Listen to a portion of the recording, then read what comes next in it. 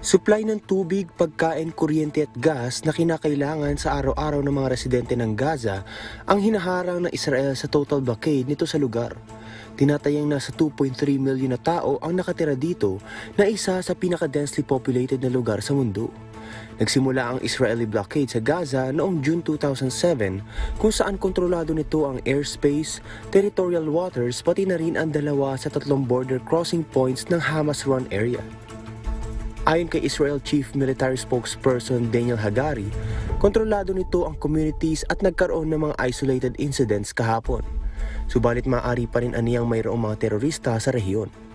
Samantala, patuloy pa rin ang pagsisikap ng mga otoridad na malaman kung ilang sibilyan at sundalo ang kinuha ng mga mandirigma ng Hamas sa gitna ng kaguluhan at dinala pabalik ng Gaza.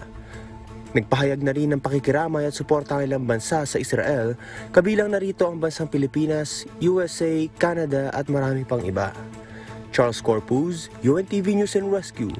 Diyos ang aming sandigan, serbisyo publiko ang aming pinahalagahan.